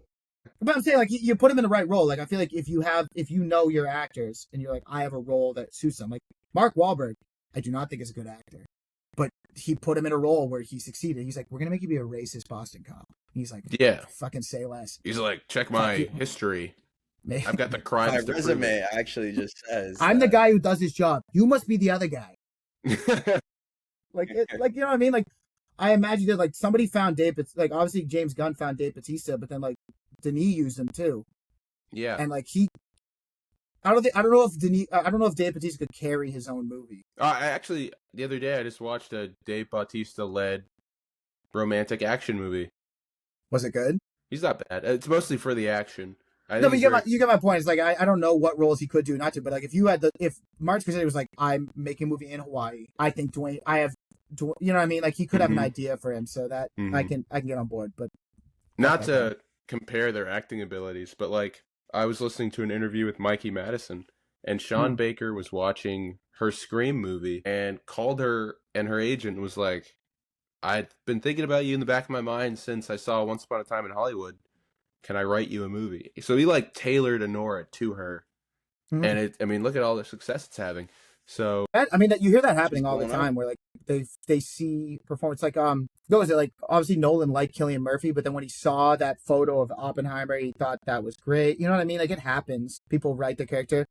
I heard Pattinson for Mickey 17 initially based his character off Steve-O. And then Bonchon was like, they were like, that's he couldn't get the voice. He said, yeah. That's pretty funny. Well, Matt Damon we thought he retired. Now he's back in acting because Nolan keeps calling him. Yeah, I mean, hey, it's Why working not? out great for him. Yeah. And then one last franchise thing: James Bond officially in the hands of Amazon MGM. Is that are they together? Okay. I have a little update on that one theory I heard because they're talking about who they think is going to be the next Bond. And before I say something stupid, also Micah, you keep talking about what you're going to talk about because I need to make sure I have this Oh, right. okay. Keep So going. people are there was co the co-owners of the franchise. I guess they were in like a struggle with Amazon just about the direction. I guess they finally conceded. So now it's really up to Amazon and which direction James Bond's going to go. And they're, with Amazon having Amazon Prime and, just being, you know, you got that money, not Yeah. artistic Mm. aspect to it. Are we gonna see James Bond on streaming? Are we gonna see like the Q spinoff? Like, Yeah, spin-off shows. Own It's gonna be a MGM though. It's universe. not just half of it though. no, not MGM, but the Bond franchise. They were sharing. They had a relationship with the co-owners who still own it, but now they're letting the creative direction go fully to Amazon. Okay. Sorry, Micah. I jumped the gun. I apologize on that my theory thing because it cut off your point because it's kind of a sidetrack. Because obviously, what you were trying to say is like you hope Bond is going to be in theaters, Mm-hmm. right? Like that's just the Has to reality. be. It needs to be. I mean, what other character could support anything besides Bond? But, yeah, exactly. But I heard a thing. I want to ask you guys first. Who do you think will be the next Bond? And then I will tail into that. I'll tail into my point. So personally, I think Aaron Taylor Johnson's a good match across the board. I've heard that one before. Also, I will say David Kaluuya could really bring Yeah. something if they wanted to go in another Daniel. direction. Kaluuya, yeah. Yeah. Did I say That's a David? good. You said David, yeah. Daniel Kaluuya. I like him. If we're gonna go the like a black route, I'd probably go like maybe him. Like I don't know how good Damson Idris's British Damson accent is. Idris. Is he Brit? No, he's not British. Yeah, I think they like to stay true blue Brit. I think you should. I think that makes sense. Mhm. Right? There hasn't been an American. No, there hasn't. There's been a British Superman. Eric, I like Danny Kaluuya. I like that. Aaron Taylor Johnson's obviously been a very upward favorite pick. Eric, I want to hear yours because I've heard a theory that actually checks out. Yeah, I mean, I think Daniel Kaluuya would honestly be the one I would think of first. I'm just checking these I like that one. boxes. Someone I brought up with Micah the other day was Harry Dickinson. I think. It's my thing. Harris That was the point. Harris Dickinson. He has no upcoming projects, so people are saying he might have been cornered because like a lot of actors in his caliber have been like, you know what I mean? They have upcoming things. They have a million projects coming out. This dude Harry Dickinson just came out. You know, Baby Girl just came out. I'm on his IMDb right now. He has 0 upcoming projects, which makes you think like maybe. Okay. I wouldn't hate that. Also, another Dev Patel. I like would love Monkey that. Man. I would love that. Yeah, I like if that was his Bond audition with Monkey Man, then go for it. Like, It would take him maybe like 6 months with a diet in the gym to put a little more mass on to make him a little more formidable, like in stature. He's tall. He's like a 6 foot something guy. But no, I like Dev Patel. The Harris Dickinson one though is like apparently catching a little steam.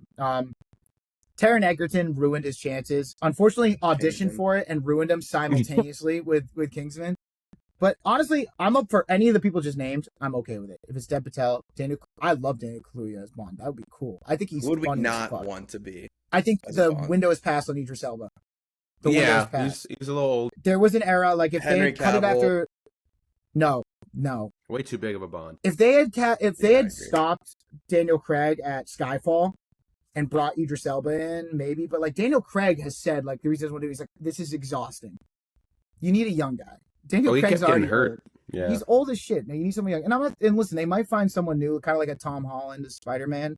They might find That's someone we also don't even no know for about. me. Yeah, no for me it's Tom Holland. No. That's a no. I don't want Tom Holland as Bond. I'm saying that like kind of like how he came out of nowhere for the casting. You know what I mean? I'm saying like there might be some British kid who's been in movies that I've seen that I don't know about that might be perfect for it. But I'm saying like Daniel Kaluuya, Dev Patel, was it Harris Dickinson? Harris Dickinson. I like all those options. Yeah, I mean, start scouring the dojos, I guess. If they're smart, they do a younger Bond. No, Because then they have him for a long That time. should It's be like, the I game mean, plan. Daniel Craig, they got him in his 30s, and they still managed to get fucking 15 years of movies out of that. and that's with him putting up a fight for the last 3. I mean, He's it like, really y'all only. better Let's be blow honest. my ass They up. made 6 movies, and I'd say 3 of them are worth it. Well, that's whose fault is that? I mean, No, it's not his fault. I'm just saying, yeah, like, it's and also the reality with Bond movies, any of them, even the ones that people go like, "That's a classic," they're about a 50% hit or miss rate, just like any other one. yeah. I mean, it's such a long running franchise. It's kind of a marvel, which is why you shouldn't I fuck it didn't up. realize that the guy who directed Casino Royale also directed a GoldenEye, which is arguably the best Bond Brosnan Bond movie. I thought that was mad funny. Okay, who would you want to direct a new Bond? That's a good question. I think You you got to know, bring out the big guns, especially if you cast an unknown. I'm I saying, yeah, have. call him back. Call Sam Mendes back. I don't hate that. Yeah, I mean I that'd don't be hate. sick. I'd love to see Danny Boyle's Bond. That was the original plan for No Time to Die before it fell apart. You know what's one? High risk, high reward. I'm looking for this guy's redemption, but I understand this could be terrible. Is Matthew Vaughn's Bond? Matthew Vaughn, not ringing a bell?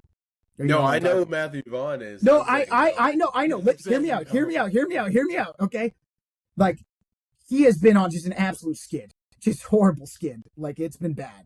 So why But would like, you try and stop the fall? I don't know. Bond? I'm just like I was a fan of him with First Class and Kick Ass and Kingsman 1. That I was like, I know he has it in him. It's a high risk, high reward kind of thing. Actually, That's emphasis on risk. That's like seeing a drowning person and tossing them a Fabergé egg. It's not going to help, and you've ruined something valuable. I think you could have. I also think you could have someone like David Leitch, Chad Stahelski, the John Wick guys come in if you have a very very good writer Sure. in the script. Well, what kind of Bond do you want? Do you want like a, you know, Yeah, do we want an origin story? take your girl and I shoot you, from afar kind of Bond? Do you want like a, and I'm getting in there hand to hand? I mean, at one point, Daniel Craig was doing parkour. Like, what do we want? I don't know, because like Sam Mendes, even though I think Casino Royale is better than Skyfall, good movie. I think Sam Mendes that's a sharply directed Bond. I don't know, but then again, like they hired Sam Mendes to do Skyfall. Yeah, they And wanted he had- prestige Bond. He had no action direction and it ended up being one of the better ones. You know what I mean? He had American Beauty and some other shit that I don't, now we know. I don't know. I'd love them to do like, whoever they pick, like I want it to be someone who you can't not be like, oh, I'll do a Bond movie. You have to care. Yeah. You have to have a vision going in. But we'll see if Amazon makes that right choice. Theatrical release, that's all I care about. British guy loves a well-dressed action hero. What about Guy Ritchie? Again, I can see that, but I need the script to go through like, you know what I mean? He's been auditioning forever. Yeah. And it feels like he would like try and get multiple movies out of Amazon if he was to do that, because I know they were switching movie to movie with Craig, but it's like with Amazon the rules. I mean, it could be another Gerwig thing. Like, what if we heard like Guy Ritchie signed on for 6 Bond movies? Like that would be. I'm there. I could see Guy Ritchie making a fantastic Bond. Yeah. But what it needs to be is not, we've had this script in director's hell for a while. Guy, come in here. More like, Guy Ritchie, we want you to make a Bond. Work with whatever, we're going to work you with your script, whatever writers you want. You know what I mean? Yeah. Kind of like that's why No Time to Die, I got to give Cary Joji Fukunaga who directed that? Yeah. I give him a lot of credit because that movie went through a lot of production hell, and he did a really good job of making a pretty coherent Bond movie. Coherent. For a movie that was supposed to be Danny Boyle, it went through a lot of changes. Nolan was apparently talking about, you know what I mean? Like, no, I think that was like loose, but you get my point. It's like, Yeah. Cary wasn't the one that they called being like, we want you to direct the next Bond movie. And that movie could have been a disaster. I don't think it'll ever happen, but crazy pipe dream. What if they called up Denis? They're like, Denis. That would be so cool. But like, again, Denis, I feel like Denis is kind of, He'd want another level to the Bond movie, I feel like. He'd be like a Scorsese or a Boyle type where he'd be like, I want to see a script. Like, show me a script. Yeah. Like, someone would have to be like, not an Aaron Sorkin type, but you know what I mean? Someone would have to be like, we have a great Bond script here. What do you think? Because, like, he didn't write Prisoners, but No. he had the script and was like, or Arrival, or a lot of them. Or same thing with, what's the one in Mexico? Sicario. That was Taylor Sheridan's script. Yeah. He's like, this is a great script. I can bring this to life. Same with, like, I think Scorsese. Whereas, like, Nolan, people are like, Nolan should do a Bond movie. I'm like, Nolan want to write his own Bond movie? That's what Tenet is. That's what Tenet is. That's the closest he's going to get to Bond, I think, is Tenet. Or Inception. Because his action sequences are so spectacular. But, like, in terms of story, like, Bond's storylines are very cut and drag. Guys, what about Robert Pattinson? What the fuck? Why have we Well, that named was him gonna be yet? that was my thing. Was the only other director I could think I of could do would that. be Matt Reeves, but I'm like, oh, he's too busy with Batman. Like, let him write and do Batman. But if he just came in with Robert and did Bond too, that would be so funny. Matt Reeves, like, everyone found out he's not British. Everyone thought he was British. He's not British. He's like, yeah, finding out like Wes Anderson's not French. Like, what do you mean? Yeah, yeah. What do you mean you're not French? I would watch Matt Reeves' Bond movie. I'd watch. There's a lot of Bond directors that would be good. I just want them to care. Yeah. Mm-hmm. Would you take a long form episodic Bond with all these directors directing an episode? Like a Sherlock type deal? I just think you can't change the format right now. I think you like can't a change Mr. the and Mrs. Smith type deal. I think that you just can't do that with Bond. Like, I know they did the Reacher. I know they did the Mr. and Mrs. Smith. Like, I'm not saying it couldn't work. But I'm saying, like, I feel like Bond is the thing where it's like, it's almost like more than like Superman or any other character where it's like, it's a helm that's being passed. You can literally look at a timeline since 1960 and be like, who is Bond? Mm-hmm. Now, you want to change out directors, writers, quality of movies. They dip and dive and they up and down. But I'm saying, silliness level. You are Bond. Daniel Craig has been Bond from 2007 or when did that? 7, 8? I think it was later. Anyway, you get my point. 2006. Let's say 2006. Daniel Craig has been Bond until now when they announced a new one. Before that, it was Pierce Brosnan. Before that, it was Dalton. And then it was Roger Moore. And then it was George Lazenby. Then it was fucking, you know what I mean? Like, Bond, you are Bond until told otherwise. Mm-hmm. Like, you know what I mean? So I don't think you could do a series and fuck with that formula. Another name I wouldn't want, Paul Mescal. I think Gladiator 2 has showed me he doesn't have he's not a Bond. action, you know? He's not a Bond guy. Put him in a drama. I don't think he's Bond. He can be Q. He can be Q if he wants. I'm going to let him keep playing Gladiator because he might get that third movie. So let him keep swinging that sword. All right. Do we want to move on to our next segment here? Yeah, also, no bullshit. I feel like this.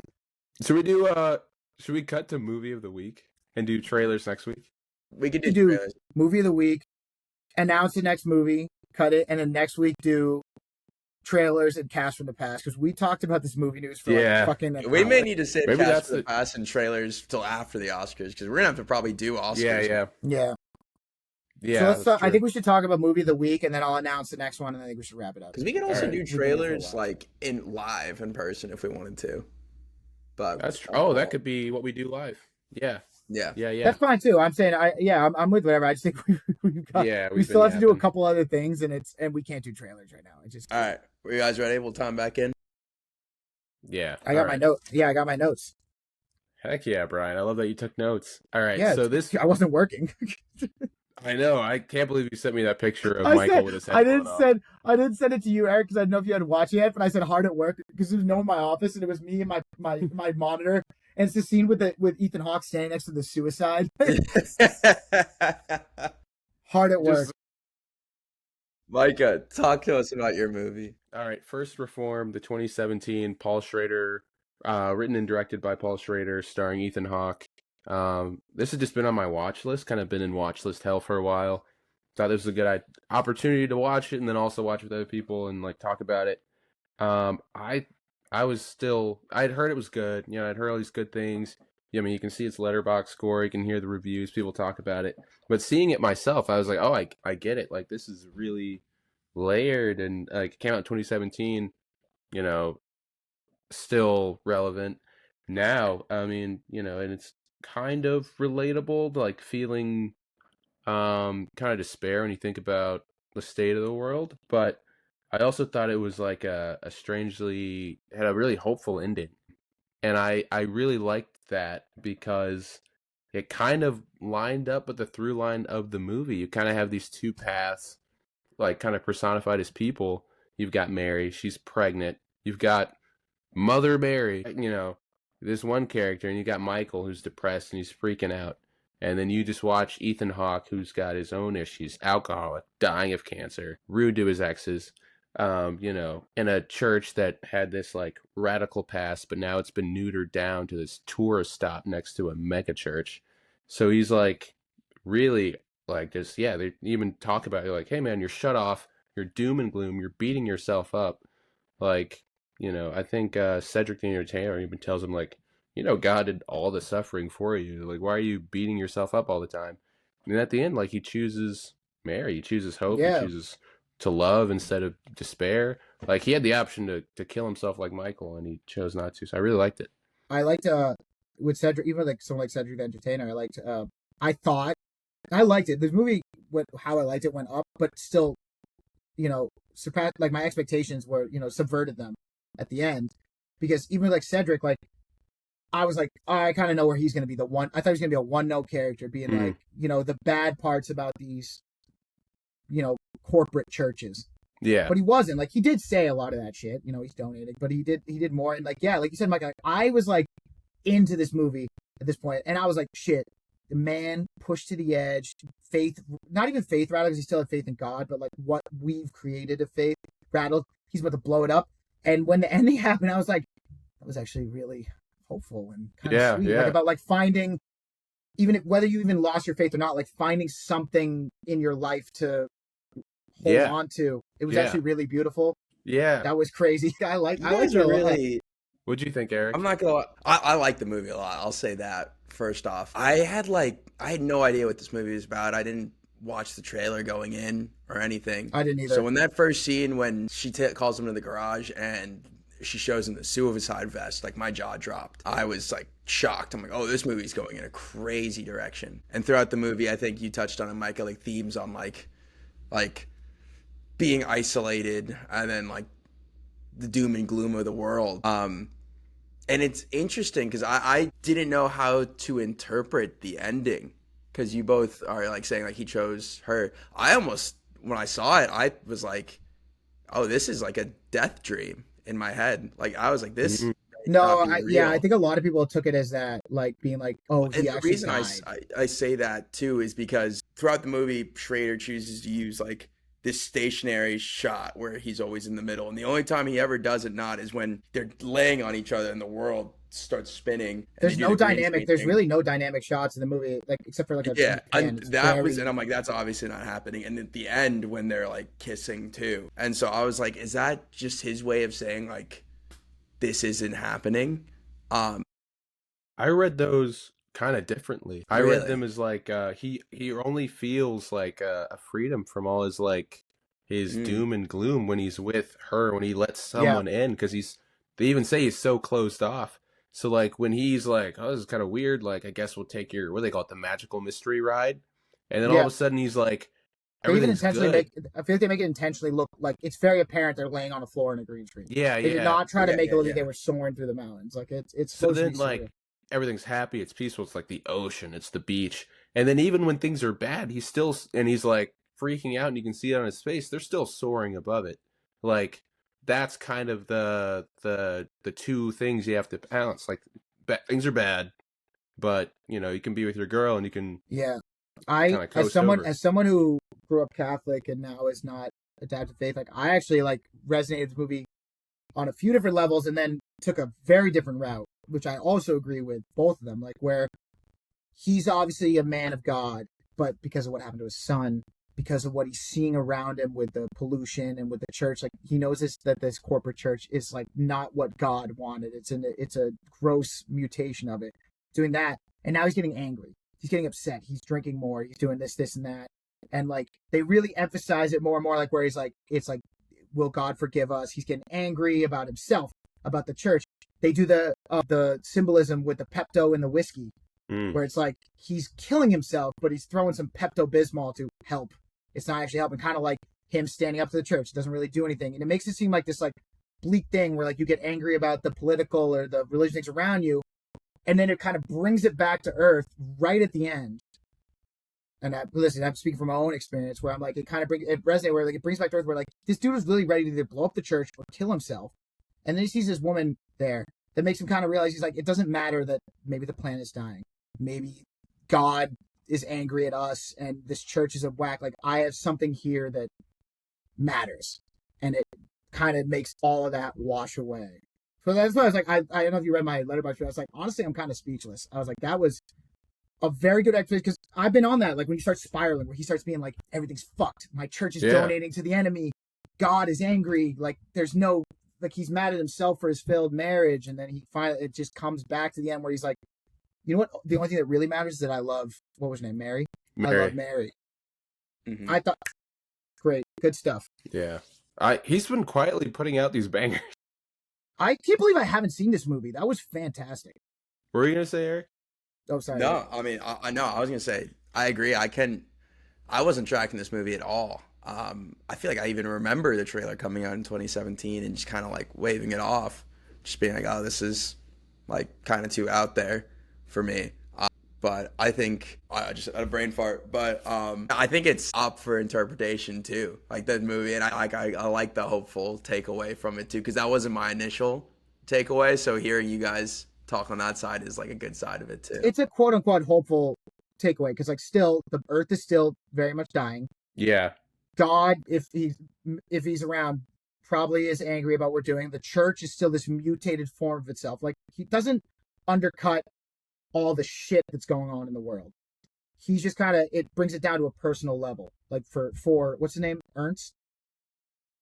The priest? Taller, I want to say his name. taller, Ernst Toller. Taller. Ernst Toller. Or Toller. Oh something yeah, like that. Ernst Toller. Ernst Toller. Yeah. No, you know what I mean? Like I'm saying, it wasn't a hopeful movie by No. any means. I'm saying that like if you are someone who struggled with this before, Micah, I know you were a man of the church growing up. I know I was too. Like it's just, I'm just saying that like it did kind. No, I didn't like it either. I'm saying, but I grew up Catholic, and I remember getting so angry. And obviously with everything going on with politics today, like I remember, like sometimes I get so caught up in being angry about these different things, and The larger picture. sometimes kind of like the ending, like it levels you into being like, yeah, that might be true, but there's something good there still that hold on, like Mary and her baby, like he can be a part of their life. Isn't that enough? Like the whole thing with the husband at the beginning where he's like, how can you bring a baby in this world? And he's trying to explain to him, even though he doesn't know why at this point, like being like, I hear you, bro, but this is your kid. Like, don't you, like you should not bring him in because you're worried the world's gonna go to shit in 50 years. And he doesn't give himself all those, like, that encouragement or those words he was giving to Michael. No, he doesn't not have at any all. of them for himself. It takes, like, Mary, to break those down. Well, I think it takes him a little bit of like spiraling to get back. But yeah, I don't know if you have something to say because I have a couple quotes I wrote down from the movie that I really like. Yeah. Go for it. Go for it. Yeah, sorry, you. Yeah. There were three. First one, it's a recurring theme throughout the movie. The will God forgive us?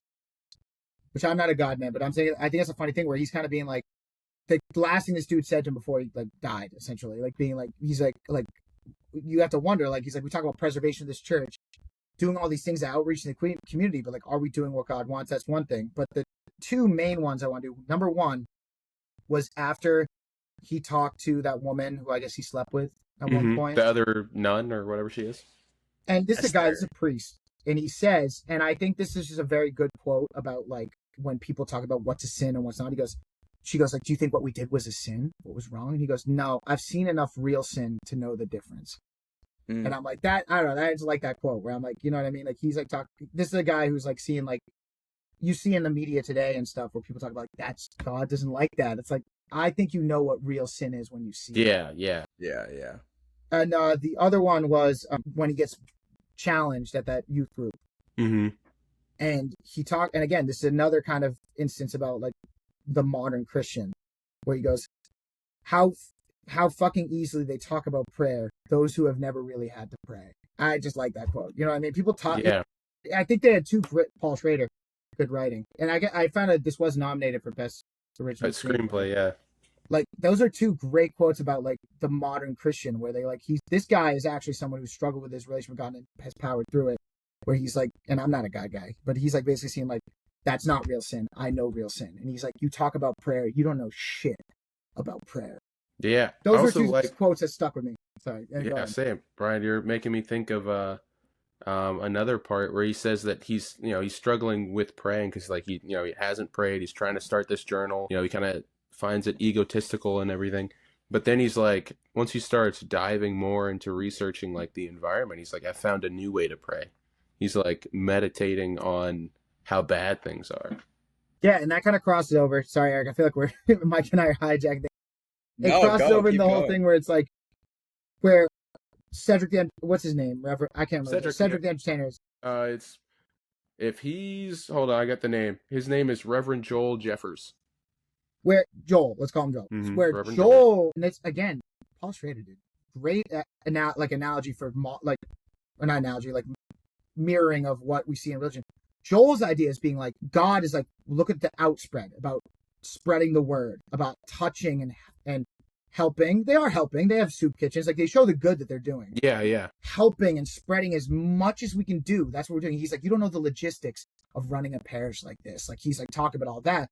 Whereas you have Ethan Hawke's character being like, but like, you're funding this company, like you're killing the earth, like these people, like this kid just killed himself for the cause. Like, that feels like it's more important. You know what I mean? It's like two different ways of looking about God, because it's in the, you ask anyone around here, they might tell you like one of them is right and one of them's wrong. You know what I mean? Like, it's two different, very different ways of looking at Christian. Because like, Joel's not a bad guy in this movie.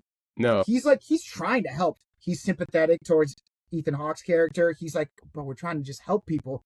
But he's become this mutated form of the church, you know? Yeah. I was No, a big that's fan what of this movie, yeah. if you couldn't tell. I really, it resonated with me too. But any last thoughts, Eric? No, I mean, I think you guys hit a lot of the points on the head, nail on the head. I thought a great performance by Ethan Hawke. I know he's got his performances in him. Yeah. He's always in it. Also, Micah, this one's a little more on this. Oh, sorry, Eric, I cut you off. Go ahead. I'm just getting excited. No, I was just gonna say, just more touching more on his performance. Like, I thought a lot of his little monologues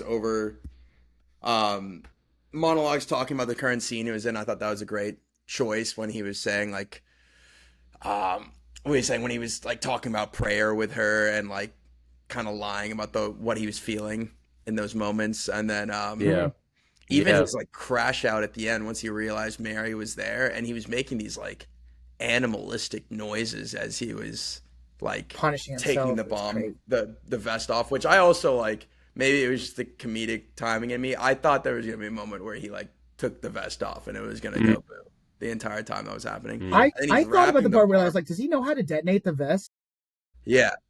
Like, I thought it was one of the things when you see him like plug it in, I'm gonna be like, oh shit, now she's here and now he's stuck in the vest and now he can't take it off, like that sort of thing. But when he starts wrapping himself up in barbed wire, which was a like, you see him picking it up at some point. He clearly had like a backup plan if like. So he picked out like a rabbit or something out of there, you know, a symbol of like when he was cleaning creation. yeah.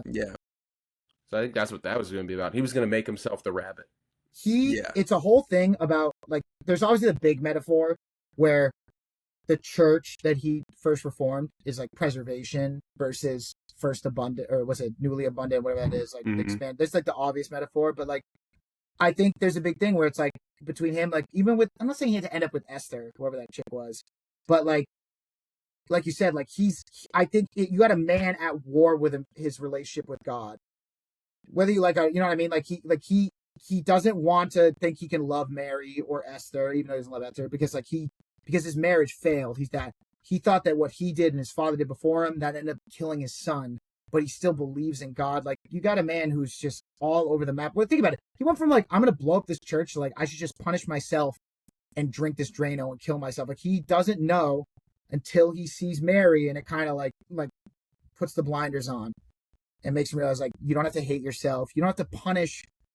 Like, right, yeah, he could have killed CEO dickhead, but he would have killed a lot of innocent people by doing that. You know what I mean? Yeah. Like, Micah, good choice, my man.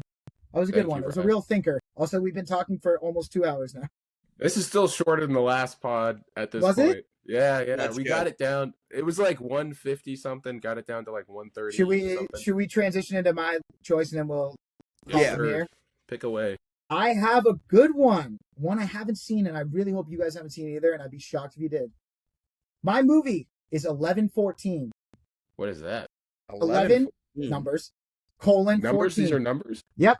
Written, directed by Greg Marks, who has not done shit since. It's all about like different perspectives on a car crash. Top billed are Patrick Swayze, Hilary Swank, and Rachel Lee Cook, but Jason Segel is in this, Henry Thomas, Colin Hanks, Ben Foster, Clark Gregg, who is Agent Coulson from Thing. It's apparently all about a different perspective. 2003?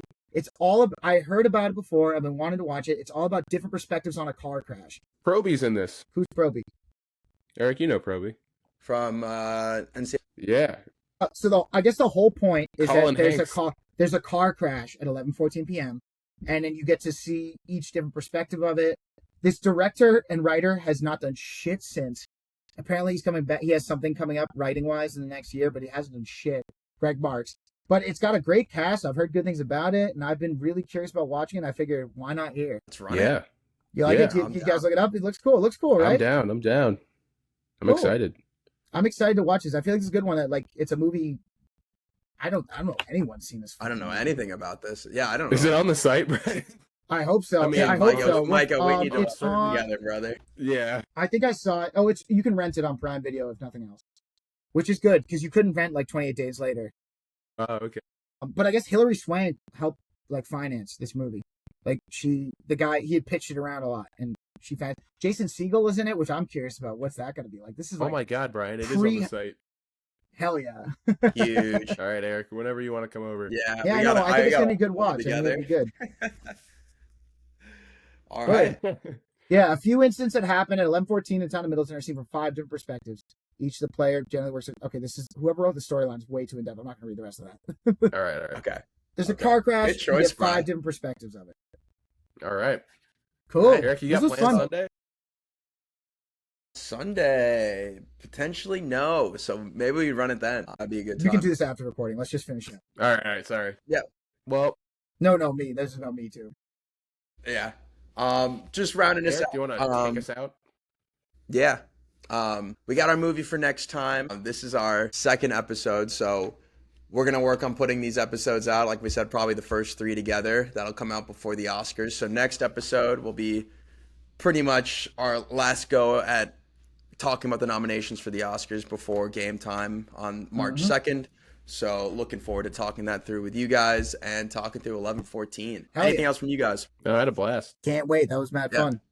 That's another All right. good one, guys. Get to watch an 11-14. Yep. Peace.